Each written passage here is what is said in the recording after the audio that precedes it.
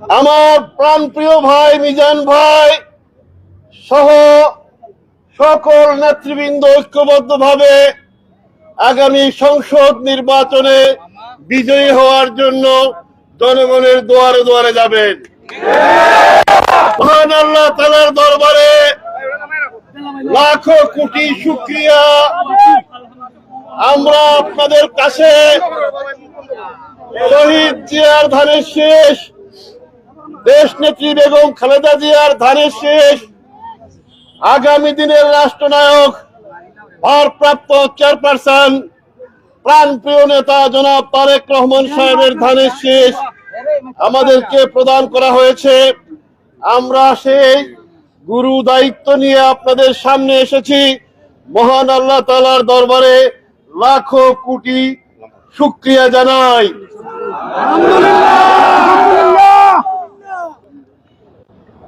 এটি একটি গুরু দায়িত্ব। এই গুরু দায়িত্ব সকল জনগণকে সাথে নিয়ে আগামী দিনের সংসদ নির্বাচনে ধানের শীষকে বিজয়ী করতে হবে সকলে ঐক্যবদ্ধভাবে। আমরা সকলে ঐক্যবদ্ধ।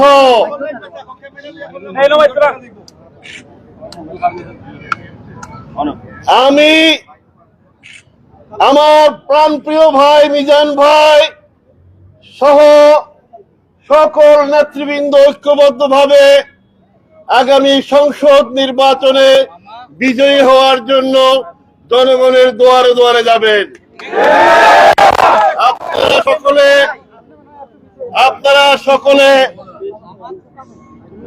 এই কাজটি ঐক্যবদ্ধভাবে করবেন তো? আমরা সকলকে নিয়ে এই কাজ সম্পন্ন করতে চাই। আমরা আপনাদেরকে নিরাপদে রাখবো, আমরা আপনাদেরকে উন্নয়নে রাখবো, আমরা বিশ্বাস করি। আমরা আপনাদের সম্মান বজায় রাখবো। আমরা একটি উন্নত সমাজ ব্যবস্থা বিএনপির 31 দফার মাধ্যমে করতে চাই। আমরা এখন আর বক্তব্য বাড়াতে চাই না। নেত্রী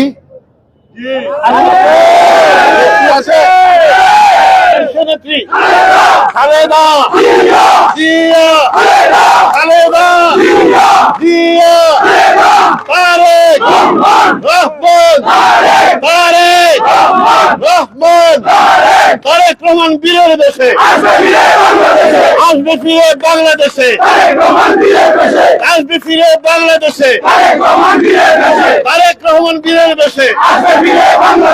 প্রতীক আছে নাকি? ঐতিহ্যবাহী গোবিন্দগঞ্জ এলাকায় প্রতীক আছে নাকি? ঘরে ঘরে প্রতীক আছে নাকি? কোন সে প্রতীক? সবাই বলেন আরো জোরে, আরো জোরে,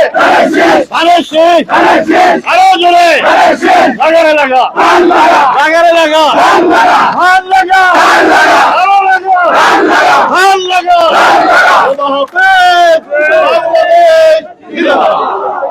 জনসাধারণ, আপনারা জানেন বাংলাদেশ জাতীয়তাবাদী দল বিএনপি সুনামগঞ্জ জেলা আহ্বায়ক এবং কেন্দ্রীয় বিএনপি সহ সাংগঠনিক সম্পাদক ইতিমধ্যে আপনারা দেখেছেন ছাত্রক দ্বারায় জনগণের ভোটে যিনি বারবার নির্বাচিত হন সাবেক সংসদ সদস্য, আপনার আমার প্রিয় মানুষ, মাটি ও মানুষের নেতা, যার নেতৃত্বে সুনামগঞ্জ জেলা সহ আমার ছাত্রক দ্বারায় 7,000 বিএনপি থেকে আজকে লক্ষ লক্ষ বিএনপি কর্মী সংগঠিত হয়েছেন।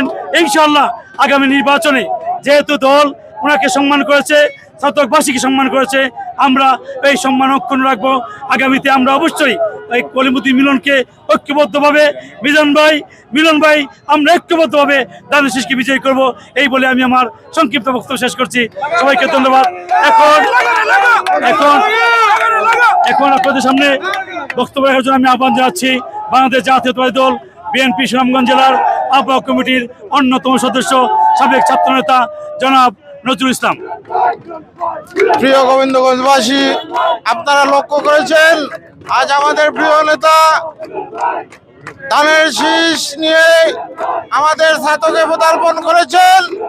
আপনারা লক্ষ্য করেছেন গণজোয়ার সৃষ্টি হয়ে গেছে। আজই সংগ্রামী নেতৃত্ব আপনাদেরকে আশ্বস্ত করতে চাই, আমরা আগামী নির্বাচনে ঐক্যবদ্ধভাবে ছাতক দল আর বিএনপি ধানের শীষকে বিজয়ী করে কলিমুদ্দিন আহমেদ মিলনকে সংসদে পাঠিয়ে ইনশাআল্লাহ বঞ্চিত ছাতক দলবাসীর উন্নয়নে ভূমিকা রাখবেন উনি।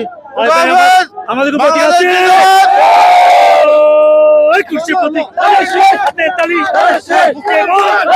বিজন বলে